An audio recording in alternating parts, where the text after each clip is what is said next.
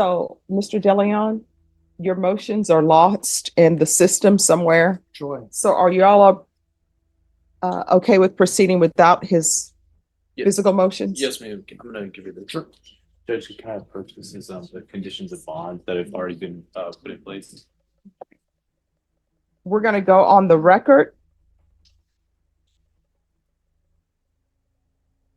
Court is calling CM 114217, 114220, and 114222, State of Texas versus Virginia. Cerna, can I have parties announced for the record for the state? Hank Wilkins for the state, Your Honor. Michael DeLeon for Ms. Cerna. And are you Ms. Cerna? Yes, ma'am. We are here, counsel, for a bond reduction. Is that correct? That's correct. Just for the record, Your Honor, originally Ms. Cerna was charged with aggravated assault with a deadly weapon. Her bond was set at $15,000. That occurred early in 2023.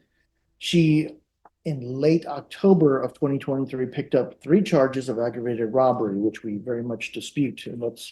And because of those robbery charges, her original bond on aggravated assault was remanded without bond. Okay, so today we're going to.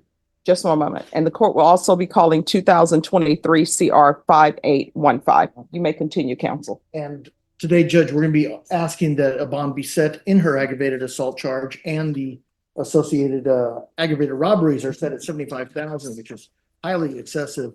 Before we go to the facts of those aggravated robberies, we're going to be asking for a bond of $10,000 each on the aggravated robberies, given the circumstances. All right. And what bond would you be asking for on the aggravated assault? It would be ideal to reinstate her bond at $15,000, but we will go with whatever the court wishes to do. All right. And state, are you prepared to proceed? Yes, ma'am. We're ready. Any witnesses?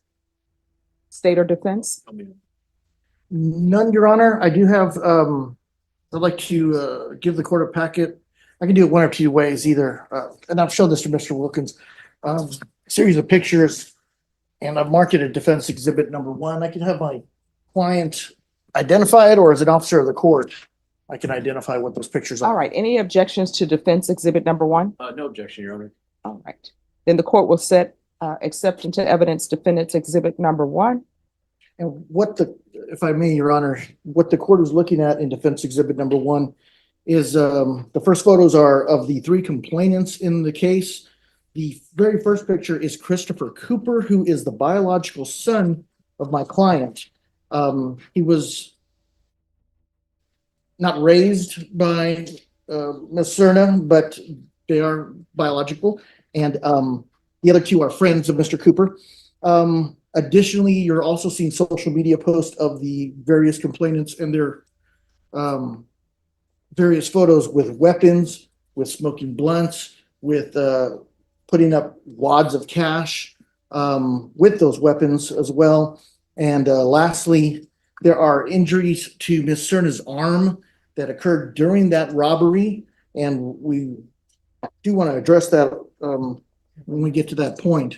But that very last photo is a kind of fresh photo, and it's kind of hard to see in the black and white versus color, but she was cut by one of the complainants. The court sees defense exhibit 1 with the alleged complainant listed. The court sees what appears to be the complainants holding AK-47s and Glocks. Yes. And then the next photo appears to be the complainant, who is the defendant's son, holding cash, wearing pants that are 30 sizes too big, that are sagging. Then the next photo appears to be 2 complainants with someone with a gun, but there is no face to the person holding the gun, pointing the gun at them as they smoke blunts and photograph the person pointing the gun at them.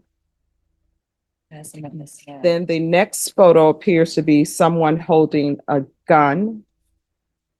And I believe that's the complainant that is listed on page 3 of defendant's exhibit number 1. And then the court sees photographs with no face. So I don't know, I'm taking you at your word saying this is your complainant, but there's no face, but it appeared there's no talking by you unless you're under oath. But I do see photographs that appear to match the mark that's on your client's arm. But again, her face is not pictured in defense exhibit number 1. As an officer of the court, I will say that I've talked to my client. She has identified the 3 complainants, that being Jonathan, Joseph, and Christopher being the ones in the photos. And I'll also point out to the court that these photos taken from social media were my client got those while she was out on bond, and was able to forward that to me before she was taken into custody on these new aggravated robbery charges. Okay.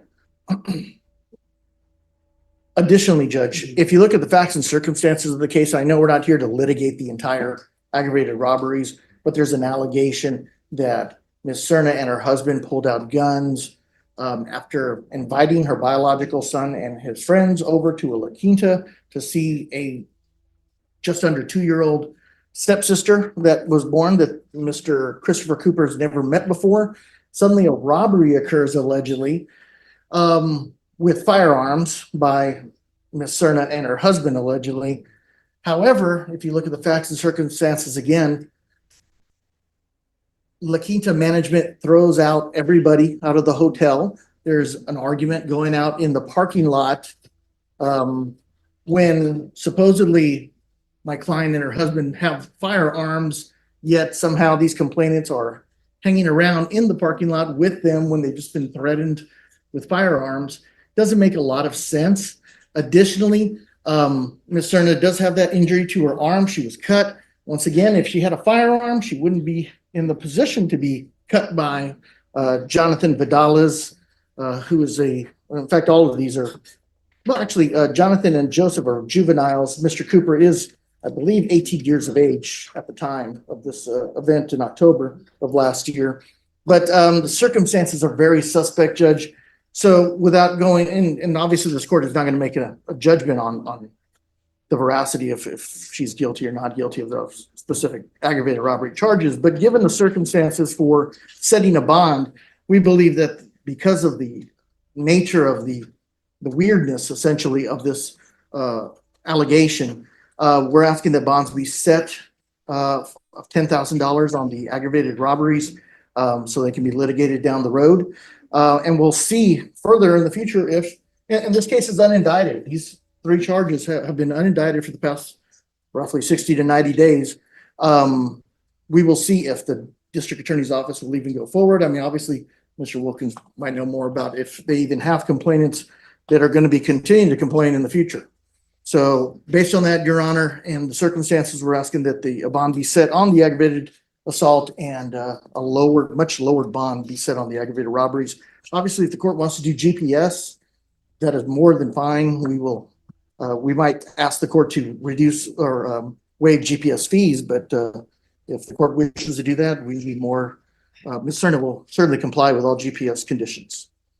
All right. State. Yes, Your Honor. We are asking that you double the bond on the aggravated assault deadly weapon from $15,000 to $30,000. And we're asking that on the aggravated robberies, that you keep the bonds at $75,000 each. We're also asking that you, she has these conditions of bond, the special conditions of bond, Judge, that I attended to the court. We're asking that you keep the GPS with full house arrest in place, no contact with the complainant witnesses in the aggravated robberies, Jonathan Vidales, Joseph Berrientos, and Christopher Cooper, a prohibition on possessing firearms. And Judge, I've previously tendered to the court the police report. I didn't mark those. I have stickers here if you'd like to. If you mark those as states exhibits 1, 2, and 3. Yes. And defense, have you had a chance to review those documents? We have, Your Honor, no objection. All right, then states exhibits 1, 2, and 3 are admitted. And of course, defendants exhibit number 1 is admitted. And you can tender those to the court reporter. I've reviewed those. Okay, yes, ma'am. So just And I'm sorry, just so the record can be clear, those were reviewed before they were offered into evidence, and both the defense and the state requested that the court review those. before they were offered into evidence. Objection.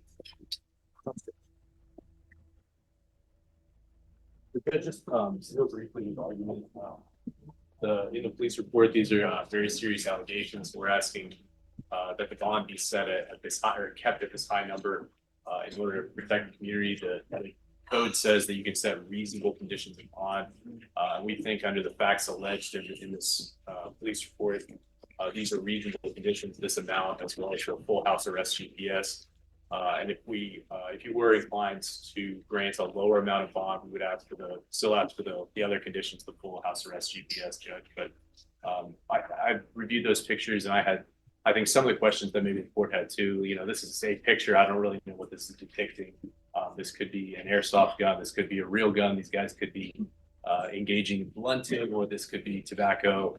A couple of these guys are juveniles, so if they have guns in these pictures that are undated, I think.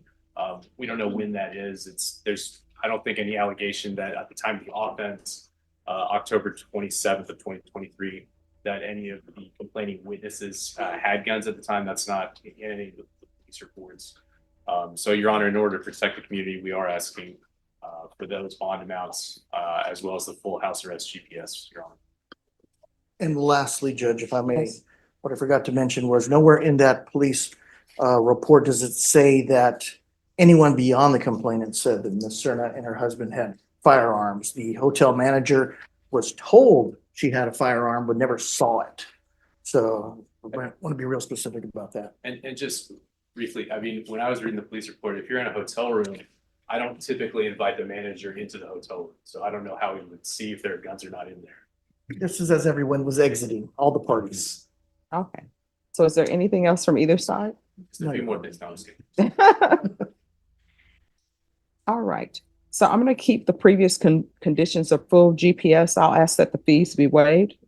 For the aggravated assault with a deadly weapon, I'm going to set the bond at $25,000. And that is cause number 2023 CR 5815 and CM number 114217. The court will reduce the bond to $60,000. And that's based upon what the court has reviewed in the police report. And cause number CM 114220, the court will reduce the bond to $60,000. And in cause number CM 114222, the court will reduce the bond to $60,000. And there's to be no contact with, is your husband Ruben Cerna? Yes, ma'am. There's to be no contact with Ruben Cerna. All right, is there anything else? Nothing, Your Honor. Thank you. All right, Ms. Ferguson, we need a jury trial date, a quick date on this case. State, how long do you expect this trial to last? 3 days, Judge. All right. So that means it'll probably be 2 days. The earliest date you have. All right, we'll come back with jury trial on February 6th. If you're still in custody, you'll be brought over in trial dressed in whatever civilian clothing you have at the jail. If you wish to be attired in something else, you'll need to do a clothing exchange. Mr. DeLeon, if there's an issue with the clothing exchange, let the court know. Yes, Your Honor. We thank the court. All right, and do you know if your client will be going, if she were found guilty, do you know if she'd be going to the court for punishment or the jury? We haven't discussed that yet, Your Honor, but probably the court. All right, on Eric Lopez? All right, thank you. Thank you, Judge.